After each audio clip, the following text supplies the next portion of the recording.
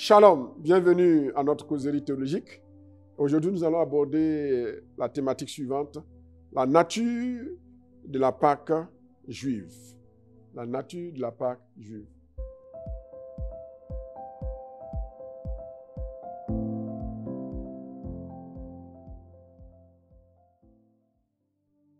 Concernant la nature de la Pâque juive, comme nous avons déjà défini que la Pâque vient du mot Pessah, qui évoque deux idées principales, l'idée de protection, mais aussi l'idée de ceux qui sont mis à part et qui ne doivent pas prendre part au jugement destiné aux ennemis de Dieu. Qu'est-ce que la Pâque juive? La Pâque est d'abord, de par sa nature, une Pâque de l'Éternel. Alors, analysons un peu le complément de nom Pâque de l'Éternel. Pâque de l'Éternel. Ici, nous avons trois niveaux de signification. Le premier niveau de signification évoque l'idée selon laquelle la Pâque appartient à l'Éternel. Donc, elle est la Pâque de l'Éternel. Elle n'est pas la Pâque des hommes. Deuxième niveau de signification, la Pâque de l'Éternel, par le complément de nom Pâque de l'Éternel, signifie la Pâque qui provient de l'Éternel. Donc, elle a sa source en l'Éternel. C'est l'Éternel qui l'a ordonnancée. C'est l'Éternel qui l'a instituée. La Pâque de l'Éternel. Troisième niveau de signification par rapport au complément de nom, la Pâque de l'Éternel signifie la Pâque qui est destinée à l'Éternel. La Pâque qui est orientée vers Dieu. La Pâque qui est réservée à Dieu pour satisfaire son désir. On parlera de la Pâque de l'Éternel. Dans Exode chapitre 12, verset 11, il est dit « C'est la Pâque de l'Éternel. Quand vous le mangerez, le repas, vous aurez vos reins sains, vos souliers aux pieds, et votre bâton à la main, et vous le mangerez à la hâte. C'est la Pâque de l'Éternel. » Donc nous avons ici cette caractéristique principale et fondamentale.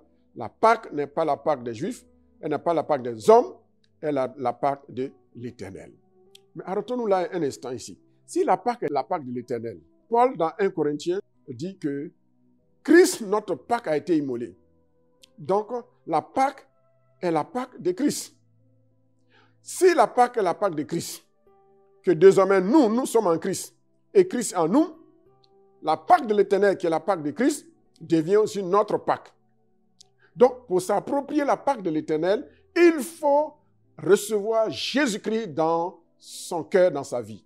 Dès lors, la Pâque de l'Éternel peut devenir notre Pâque. Nous pouvons nous l'approprier pour mieux la vivre et pour mieux la manger.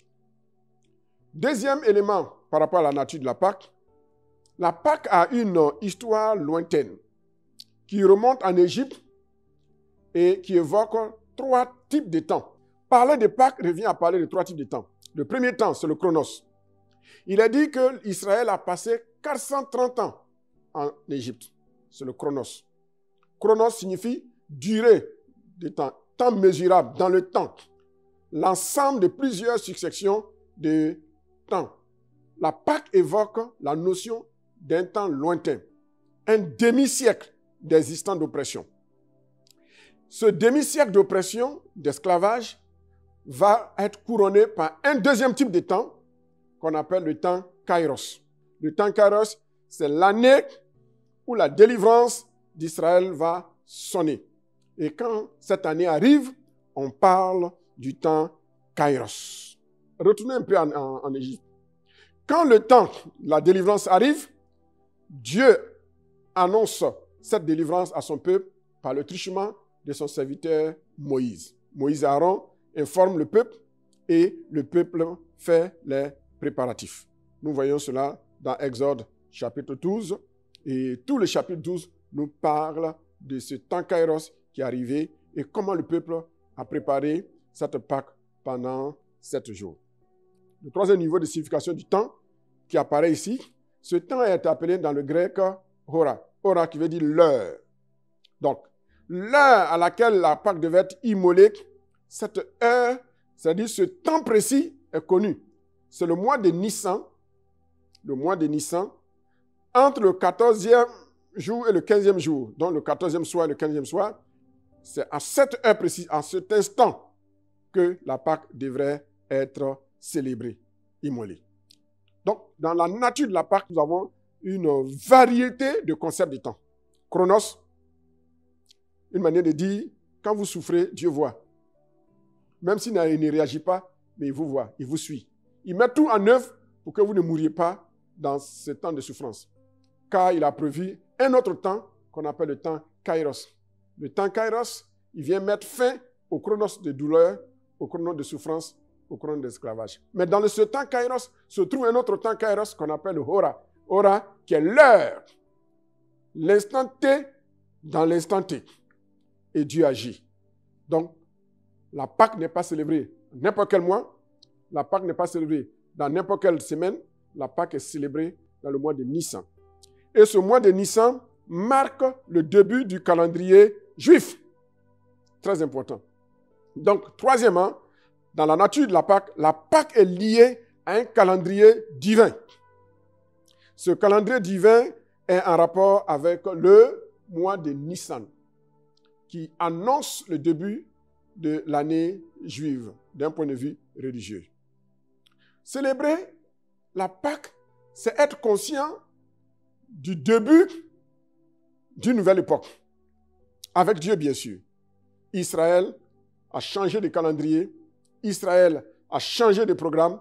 Israël a changé de temps à partir de la Pâque. La Pâque, donc, devient un référentiel. La Pâque, c'est le référentiel où l'homme entre dans le salut de Dieu. Et tant que vous n'avez pas accepté Jésus-Christ, vous n'avez pas encore de référentiel. Vous êtes toujours dans le chronos. Mais avec la Pâque, on entre dans le kairos. Et pour entrer dans le kairos, il faut un autre temps, Hora, l'heure où Jésus entre dans notre cœur et il change notre vie. Voilà ce que nous pouvons retenir par rapport au point 3. Le point 4. La Pâque est un repas qui est mangé à la hâte. La Pâque est mangée à la hâte. Cela veut dire quoi? Pourquoi manger à la hâte? La Pâque est mangée à la hâte. Cela nous parle de l'urgence. Célébrer la Pâque, c'est comprendre l'urgence du moment. C'est comprendre le danger qui nous menace. Et si nous ne quittons pas l'Égypte, si nous n'abandonnons pas le monde pour suivre Dieu dans la voie et dans les directives qu'il nous donne, alors notre vie ne vaudra pas la peine d'être vécue. Donc, il y a urgence. À cause de cette urgence, il fallait faire les choses de façon hâtive. Il faut savoir agir dans le temps, Kairos. Il faut savoir agir aussi dans l'heure de Dieu, le Hora. Il faut savoir intervenir selon le moment indiqué par Dieu dans le temps Kairos pour sortir de l'Égypte. Il ne fallait pas traîner. Pas de place pour les canards boiteux avec la Pâque. Pas de place pour les négligents avec la Pâque. Pas de place avec les paresseux pour la Pâque. Pas de place pour la nonchalance en matière de Pâque. La Pâque indique et exige la ponctualité, l'absence de léthargie, l'absence de paresse, l'absence de retard. Il faut agir dans le temps. Ici, besoin de rapidité dans l'action.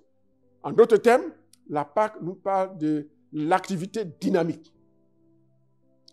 La Pâque exclut tout ce qui est passif, tout ce qui est inactivisme. La Pâque nous encourage à entrer dans le dynamisme de Dieu. Et quand nous entrons dans le dynamisme de Dieu, alors Dieu nous met sur orbite. Et quand nous sommes sur orbite, c'est en ce moment que commence l'accomplissement de notre destinée. C'est merveilleux de savoir ce que c'est que la Pâque. Bien-aimés frères et sœurs, cinquième élément en rapport avec la nature de la Pâque. La Pâque est un repas célébré, un repas de communion, mais une communion spirituelle, dans un ordre, d'où l'expression hébraïque Seder. Seder, c'est le nom du repas pascal, selon les Juifs. Et le Seder était célébré d'après un rituel et selon un ordre. Par exemple, l'agencement des membres de la famille, c'était selon un ordre. Depuis l'aîné jusqu'au plus petit, aux côtés du père, et c'est ce dernier qui posait les questions au père. Mais papa, que signifie ceci? Et le papa, prenant la symbolique, explique, nous étions en Égypte, nous y avons passé 4 siècles et demi, nous avons fait ceci, nous avons souffert, nous avons fait des briques sous Pharaon, etc., etc. Il explique. Et le peuple comprenait. Et à travers les questions du Benjamin, toute la famille était instruite. Voilà ce qu'il convient d'appeler Seder.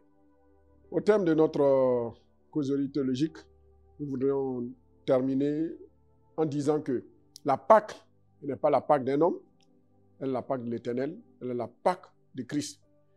Et de par notre identification à Christ, dans sa mort et dans sa résurrection, cette Pâque devient désormais la nôtre. Et nous devons la célébrer avec un cœur pur, avec un cœur sincère. Nous avons dit que la Pâque également a une longue histoire. Dans le Chronos qui a eu lieu, qui s'est réalisé dans le Kairos, à une heure bien précise, 14-15 du mois de Nissan.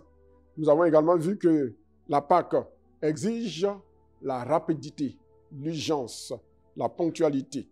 La Pâque également est un repas composé de plusieurs éléments et qui feront l'objet d'une autre analyse détaillée dans nos prochaines émissions causeries théologiques.